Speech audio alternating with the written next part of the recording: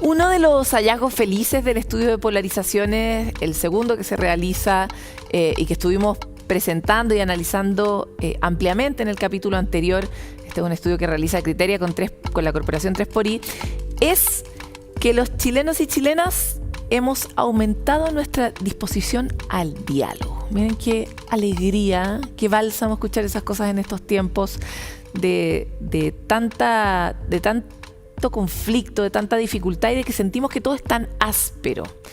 El diálogo es, ustedes saben, una piedra angular central en la construcción de la civilización, por supuesto en la construcción de los acuerdos, en la resolución de los problemas, y es una herramienta que en muchas ocasiones hemos dejado un poco de lado, empolvarse.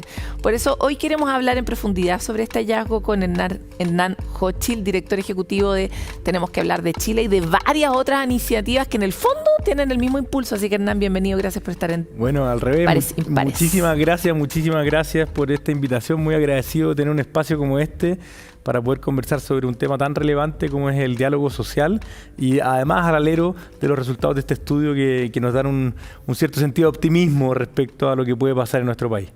Y también un sentido de que los chilenos somos como porfiados, como que vamos siempre para el otro lado, cosa que en este caso nos entusiasma mucho porque estamos asistiendo a un mundo muy, muy tenso, con unas altas tasas de polarizaciones, con elecciones bien fuertes, globales, importantes, las de Estados Unidos en particular, que marcan una tendencia como de un estilo político que está cada vez conquistando a más personas.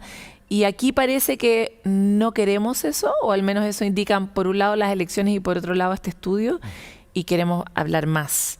Así que bendito sea este rincón del planeta, pero queremos entender también la relevancia del diálogo y por qué crees tú, que te has dedicado tanto rato a la obsesión de que hablemos más, que esto está pasando. A ver, son muchas preguntas, son complejas como tú mismo lo decías, porque estos son fenómenos globales. O sea, a ver, la sociedad es probablemente influenciada por factores como las redes sociales, ¿cierto? Que muestran mucha conversación pública, pero también por procesos migratorios, por procesos económicos, por cambio climático y por una serie de crisis que se entrecruzan, tienden a hoy día construir tensiones y conflictos en la conversación pública que tienen los países. Y pareciera haber un premio a el mundo político que en el fondo que empuja y que le echa pasto seco y trata de prender fuego sobre los conflictos que viven las sociedades. Hay que entender que siempre en la historia de la humanidad las sociedades han tenido conflictos, es natural. Si nosotros ponemos algo entre nosotros dos, un objeto, tú lo vas a estar mirando desde un punto de vista y yo lo voy a estar mirando desde otro punto de vista. Tú lo vas a estar mirando desde una posición, yo lo voy a estar mirando desde otra posición. Entonces las experiencias de vida construyen posiciones, construyen ciertos puntos de vista y las sociedades complejas como las que vivimos, en que buscan resolver sus conflictos a través de la conversación, del alineamiento de la democracia, siempre juegan un poco en este límite de tensión.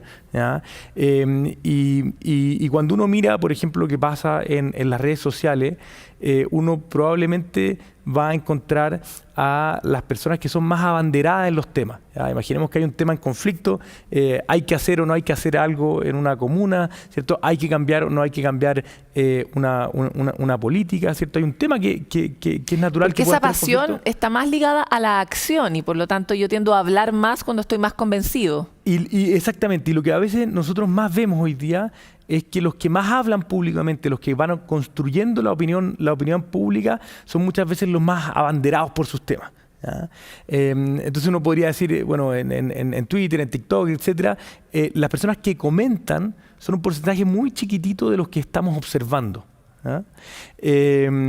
Y lo que estamos observando muchas veces no ponemos ni interactuamos, ¿cierto?, con nada de los comentarios. O sea, hay un porcentaje que comenta la conversación pública, hay otro porcentaje que también es menor, que es el que interactúa, el que le pone like, ¿cierto?, o no like, ¿cierto?, a lo que se está hablando. Y hay una base muy grande de la sociedad que no necesariamente comenta ni tampoco interactúa. Entonces, la opinión pública se empieza a construir, o lo que empezamos a observar, ¿cierto?, son estas tensiones, estos conflictos y la sensación ambiente es que estamos polarizados. Entonces, ¿qué es lo que hacen estos estudios, como el que hizo la Corporación 3xI con Criteria? Es que le salen a preguntar al otro 90%. Y le salen a preguntar al otro 90%, bueno, ¿qué cree de estos conflictos? O cuán tensionado, ¿cierto?, cree usted que están estos conflictos. Y lo que ocurre para Chile, y no ocurre en todas partes, lo que ocurre para Chile, eso es positivo, es que ese 90% que muchas veces no interactúa y tampoco comenta, es mucho más pro diálogo de lo que uno podría imaginar, ¿ya? Ahora, Hernán, me gustaría parar ahí porque en el capítulo pasado hablábamos con Mario Desbordes y con Tomás Bodanovich a propósito de sus propias percepciones de cómo nosotros nos hemos transformado. Y él decía, sí, efectivamente hubo un momento en el que esa toma de postura de la que tú estás hablando igual permeó círculos que uno no estaba acostumbrado a tener, por ejemplo, la familia, el trabajo, los amigos del colegio, y eso igual ahora se calmó. ¿Tú coincides con ese diagnóstico? ¿Crees que pasamos igual por una etapa en que ese 90% tendió a conversar de esa manera más? Totalmente. Todo esto produce contagio. O sea, la opinión pública produce contagio. La información que tú ves en tu día a día, en tu celular, las conversaciones que tienes en el WhatsApp, eso te contagia, te puede contagiar negativamente o te puede contagiar positivamente. Este programa yo entiendo que es un programa para contagiar, por ejemplo, positivamente, para traer noticias. Para representar al 90%. Para representar ese 90%, y esperemos, y yo creo firmemente que lo logra contagiar positivamente. Entonces hay contagio, ¿ya? Y eso es algo que también está bien estudiado, cómo se contagia la ausencia de diálogo, la tensión, el conflicto, y cómo también se contagia las instancias de diálogo, las percepciones de espacio, más de encuentro y vínculo. Entonces uno podría decir, hemos vivido un ejercicio país, quizás con sus propios fracasos, ¿cierto? Lamentablemente los procesos constitucionales, hay que decirlo, fracasaron en sus intentos, ¿cierto? Pero ese ejercicio, esa experiencia y esa constatación de que hay alguien que piensa distinto, pero que quizás hay algo que tiene valor en ese pensar distinto, yo creo que es algo que se ha ido asentando en el país, ¿ya? Y desde la experiencia tenemos que hablar de Chile, que al igual que el 3xI... O sea, espérate, es que me importa lo que estás diciendo. Tú no reniegas de los procesos constitucionales, sino que los pones como una jineta más, ¿no? Claro, porque igual nos pasaron, los vivimos. Uno diría, no constituimos algo legal, ¿cierto? Pero sí constituimos algo social. Y lo que constituimos a nivel social es una conversación pública que fue haciendo decantar muchas cosas.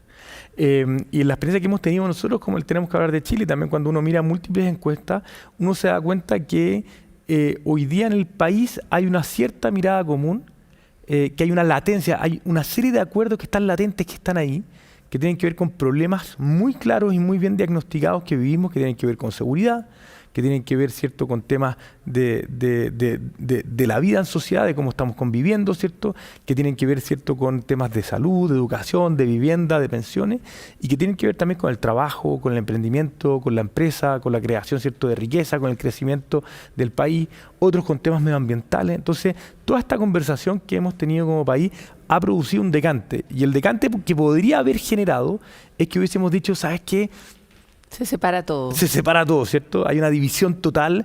Nada de lo que tú digas tiene sentido para mí, nada de lo que yo diga tiene sentido para ti. Y más bien ocurre lo contrario, ¿ya? Empieza a haber un decante, empezamos a ver, oye, que el mundo de la izquierda, no podría decir, empieza a mirar la seguridad y el crecimiento. El mundo de la derecha empieza a mirar, ¿cierto?, las problemáticas sociales. ¿Por qué? Eso ocurre... Porque uno podría decir, mira, ¿sabéis que realmente llegamos a la confluencia de las ideas? Which is, tal vez, pero también uno podría decir, tal vez nunca antes comprendimos tanto que no era posible hacerlos separados, ¿no? Yo creo que hay tres pilares acá en juego, ¿ya? Uno es la incertidumbre, ¿ya? Uno dirá, ¿cuál es la certeza que tenemos después de todo lo que hemos vivido y de todo lo que estamos viendo en el mundo? Es la certeza de que no estamos tan claros de las respuestas. Quizás sabemos cuáles son las preguntas. Una pregunta es fundamental para el país, ¿cierto? Es cómo mejoramos la seguridad del país, por ejemplo. Es una pregunta fundamental en la cual vamos a estar todos de acuerdo. Es una pregunta fundamental para Chile. Y estamos todos de acuerdo en que es una pregunta central para Chile. Pero quizás hoy día, por la incertidumbre que vivimos y por los cambios que existe en el mundo, nadie tiene muy clara la respuesta, o nadie está totalmente seguro de su respuesta, ¿ya? Y eso abre la posibilidad de entretejer distintas miradas. Entonces hay un pilar, la incertidumbre. El otro yo creo, pilar muy importante es que uno se empieza a dar cuenta que estas luchas de hegemonía política en las cuales el mundo ha estado por un largo tiempo de entender la democracia como una mayoría que se impone, ¿cierto?, hegemónicamente a otro, produce procesos súper inestables. Y esto es sabiduría popular en el fondo. Pareciera ver que en los acuerdos hay cierto nivel de estabilidad. Cuando uno logra estos acuerdos produce espacios más bien estables. Y lo tercero tiene que ver con, yo diría, esta conciencia también pandémica de que nadie se salva solo. Cuando uno dice, el problema, si yo tengo el problema del coronavirus y pienso que me voy a conseguir una vacuna solo, claramente me voy a dar cuenta que no soy ni capaz de construir una vacuna, ni capaz de conseguirla, ¿cierto? Ni de no contagiarte tú solo, ni de construir un privilegio de no contagio. Exactamente. O sea, aquí nadie se salva solo frente como a la magnitud de los desafíos mundiales que vivimos, nadie se salva solo. Y también de los desafíos locales. ¿Ya? Si yo pienso en el barrio, estamos en el barrio es bien dramático porque en los barrios que hay, por ejemplo, narcotráfico, todos saben quién es el narco, una casa gigante. La casa gigante que está totalmente fuera de norma, todo el mundo sabe quién es el narco. Y uno dice, bueno, lo que yo haga o deje de hacer aquí no va a marcar la diferencia, ¿cierto? La única forma yo de poder responder a este tipo de problemas, es con otro, ¿cierto? Con las instituciones. Yo necesito una policía, necesito ciertas investigaciones, necesito el poder judicial que funcione, y por eso también hay tanta demanda de que las instituciones funcionen. Ahí uno ve a los políticos diciendo, oye, si las instituciones acá funcionan, y estamos en esa tensión entre la ciudadanía que está demandando por el tipo de problemática que tenemos, instituciones que funcionen, ¿cierto? Y eso tiene que ver con una conciencia de que no nos salvamos solos, por otro lado, un mundo político tratando de mostrar que las instituciones están funcionando. Oye, me gustaría llevarte un ejemplo menos dramático que la delincuencia, que es como, o la delincuencia, el peligro, el narco, etcétera. La seguridad en general es como parece de lo único que habláramos, pero sin embargo hay muchos otros ámbitos donde dependemos. O sea, por ejemplo, la economía. O sea, quedó bastante claro durante el estallido social que si no hay paz social, tampoco hay crecimiento, que nadie puede hacer su trabajo como lo hacía, y eso fue muy evidente, ¿no? Nos empezamos a asustar de la falta de normalidad que teníamos para poder llevar adelante nuestras vidas todo el tiempo. Y también es bastante evidente en otros ámbitos como la seguridad social, o sea, cuánto resiste una sociedad que no es capaz de darle lo mínimo a una persona que ha trabajado toda su vida para poder vivir, ¿no? O sea, que pueda al menos tener salud, al menos tener comida. Dos cuestiones muy, muy, muy básicas, y que hoy, por ejemplo, tienen muy disparadas las cifras de suicidios en los mayores, por la falta de esperanza que hay en esa etapa. Entonces me encantaría conocer esas otras preguntas. Creo que tenemos súper claro el diagnóstico respecto de la seguridad, pero no conocemos con claridad las otras preguntas que nos convocan a todos y que nos unen, y me encantaría saber, en tu experiencia de Tenemos que hablar de Chile, ¿cuáles son esas cosas que tú dices, mira, sabes que parece que todos tenemos esta pregunta y la incertidumbre por delante? A ver, ya, esto es empezar a acabar en lo que hemos aprendido. A ver, nosotros llevamos haciendo miles de diálogos desde el 2020, post estallido social, ¿cierto? Durante toda la pandemia, este año hemos seguido. De hecho, justo la semana anterior estamos lanzando un proceso nuevo que se llama Encuentro por Chile, que vamos a invitar a todo el país a responder una pregunta que es ¿qué podemos lograr juntos para construir un mejor país? Y ahí participan miles de personas, y lo que estamos tratando de hacer es síntesis justamente de todas estas conversaciones y estos años de diálogo en los que hemos estado inmersos con tensiones paralelas, para tratar de identificar cuáles son estos ejes programáticos en los cuales el país tiene claridad y cierto norte. Entonces, antes de llegar a eso, yo diría que lo que hemos ido encontrando nosotros es que el país ha ido articulando una cierta narrativa, una cierta historia, que tiene que ver primero de como una moneda de dos caras. ¿Ya? ¿En qué sentido una moneda de dos caras? En que en el país tenemos una sensación negativa, y eso hay que aceptarlo. ¿Ya? Y esa sensación negativa ha ido carcomiendo la mirada de esperanza de cómo nos vamos a proyectar, ¿cierto? Y ha ido afectando también nuestro día a día. Probablemente muchas personas empiezan a decir, oye, qué está pasando con Chile, ¿cierto? Y esto es algo que venía, no es algo que haya aparecido a última hora, sino que es algo que traíamos y que tiene que ver una cierta sensación negativa sobre el país.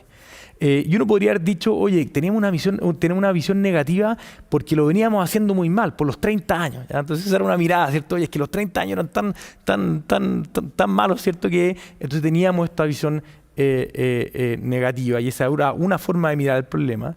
Y habían otros que decían, no, mira, estamos con esta visión negativa porque por los 30 pesos. ¿Ya? Porque estamos con el agua hasta el cuello, nos cuesta llegar a fin de mes, y 30 pesos pueden hacer la diferencia entre llegar a fin de mes o no, tener un problema económico. ¿Ya? Entonces, lo que nosotros empezamos a encontrar primero es que las visiones negativas tienen raíces muy diversas. ¿Ya? Raíces muy diversas, o sea, alguien quizás tiene una visión negativa porque no puede acceder a la vivienda. Está marcado por la experiencia personal, en el fondo. Exactamente, está muy marcado por la experiencia personal. Entonces quizás yo no puedo acceder a la vivienda, eso carga mi visión negativa, o quizás el otro, ¿cierto? Tiene su abuelo tiene un problema de salud, y eso le construye, ¿cierto? su visión negativa. Entonces esas visiones negativas están, uno diría, detonadas por situaciones que lo que hacen finalmente es fragilizar los proyectos de vida, pero que son multidimensionales. ¿Ya? Pero si uno diría, ¿cuál es la placa común así a esas visiones negativas? Tiene que ver con la fragilidad de los proyectos de vida. Y esto es muy común en países como el nuestro, que generan avances muy grandes de las clases medias, que producen procesos, y después, ¿cierto? Tienen que sostenerlo. Y que después tienen que sostenerlo.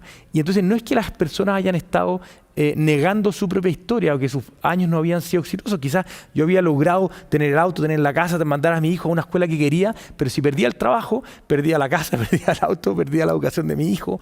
O por ejemplo, yo había logrado un proyecto de vida muy potente, pero si me jubilaba, yo había logrado el mejor sueldo de mi vida a los 60 y tantos años, pero si me jubilaba se me caía completamente ese proyecto de vida. Entonces, esa sensación de fragilidad muy fuerte, y esa era una dimensión de la negatividad con la que se va viviendo. Hay otra dimensión, otra cara de esa moneda de negatividad, como te decía, que tiene que ver con el trato. ¿Ya? La sensación de que éramos un país que no nos veníamos tratando bien, tanto a nivel de sociedad, como nos estamos tratando en la calle, en el metro, ¿cierto? En la convivencia barrial, y cómo nos estábamos tratando entre las instituciones y la ciudadanía. ¿Y eso ha empeorado o ha mejorado? Eso, hay algunas cosas que han mejorado y hay algunas otras que han empeorado. ¿Ya? A nivel institucional, hay instituciones que han empezado a mejorar y hay otras instituciones que lamentablemente se han quedado estancadas. En general, las que se han ido quedando estancadas tienen que ver con la política, tienen que ver con el Congreso, tienen que ver con esas instituciones que están llamadas a construir el proyecto de futuro del país. ¿Ya? Y esto es súper importante. La negatividad, uno es capaz de combatirla cuando proyectamos el país. ¿Ya? Si yo tengo una conversación proyectiva y esa conversación proyectiva es positiva, tiene una esperanza. Entonces genera una esperanza y la negatividad empieza a decantar, ¿cierto? En el sentido de saber, bueno, quizás hoy día estoy frágil, pero hay un proyecto país, hay un norte que nos va a sacar de esto. Y esa esperanza estuvo hasta el 2020, 2021, pero lamentablemente la fuimos carcomiendo, la fuimos destruyendo, y el mundo político, las instituciones que están llamadas a ayudarnos a proyectarnos, a pensar que podemos ser un mejor país, no están respondiendo a eso. Hernán, me queda nada, de hecho ya se nos pasó el tiempo, pero tengo que hacerte esta última pregunta, porque esto es solo un canapé, ¿verdad? Claro. Esto tiene que continuar todo el tiempo. Pero la pregunta es, las personas en el lugar donde estemos, ¿qué has visto tú que podemos hacer para que esta buena cosecha que acabamos de tener, de que estamos más dispuestos al diálogo, podamos aumentarla y hacer algo con ella? ¿Cómo ves tú tácticamente este momento en que parece haber una cierta apertura? A ver, yo creo que es un momento crucial. Yo creo que el país está en un momento en que la falta de esperanza, la desesperanza no se ha transformado todavía en una desesperanza aprendida. ¿Ya? O sea, no es que hemos instalado y que este país no pueda volver a surgir. Todavía estamos ahí y podríamos volver a levantarla. Uno ve mucho en redes sociales esta identidad que se ha ido construyendo de que somos el mejor país de Chile, que tiene un cierto sentido como de realidad, un cierto sentido de identidad propia, pero también un cierto orgullo. ¿Ya? Entonces yo creo que estamos en un muy buen momento para pararnos y decir, mira, en estas cosas hemos fracasado, estas cosas las hemos hecho mal, estas cosas las podemos hacer mejor, y estas otras cosas de seguro las podemos lograr. ¿Ya? Y eso tiene que ver con girar un poquito la pregunta, ¿ya? La pregunta normalmente de la corresponsabilidad es una pregunta de qué puedes hacer tú para tener un mejor país, qué puedo hacer yo para tener un mejor país. Y esa pregunta es muy importante, es muy relevante y es fundamental, obviamente. Y además te devuelve poder. Y además te devuelve poder. Pero hay una pregunta que tenemos que instalar con mucha fuerza y es la que estamos buscando instalar nosotros, especialmente para un próximo año que es electoral, que es qué podemos hacer juntos. Juntos, claro. ¿Qué podemos hacer juntos? O sea, por lo bajo la tarea sería juntarse con otro. Y ahí está el poder y ahí está también el poder del diálogo, ¿ya? Pero ¿qué podemos hacer juntos con el que piensa distinto, con el que no conozco, con el que tiene una realidad? No solamente qué podemos hacer juntos con el que yo tengo una familiaridad, ¿ya? Con el que yo conozco, con el que está en mi grupo de WhatsApp, sino que de verdad qué podemos hacer juntos como sociedad, ¿cierto?, para construir un mejor país. Y es una pregunta que yo creo que es válida para el mundo empresarial. ¿Qué podemos hacer juntos desde el mundo empresarial, con otros actores, con los municipios, con el gobierno, con los barrios, con las juntas de vecinos, con otros actores, ¿cierto? Y para el mundo político, por supuesto. Para el mundo político, para el mundo académico, de no pensarse en su propia caja de resonancia, de abrirse y de salir a trabajar sin preconcepciones necesariamente dadas. Y creo que en eso el diálogo es una tremenda herramienta, ¿ah? Porque el diálogo no es un debate, no te busca convencer, ¿cierto? El diálogo no es una negociación, no busca, ¿cierto?, firmar una línea final. Sirve obviamente para el debate, sirve para la negociación, pero sobre todo es un proceso de entendimiento. Es un proceso de entendimiento que yo creo que el país lo necesita y que está muy cerca de lograr y que puede ser la llave que nos impulse a un nuevo envión de desarrollo que el país necesita con mucha fuerza. Y es un músculo, ¿no?, que construye una fortaleza general, no para un fin específico. Así que muchas gracias, Hernán, por esta conversación. Siempre nos quedamos cortos, pero siempre habrá nuevas oportunidades para seguir hablando. Bueno, muy bien, muchas gracias.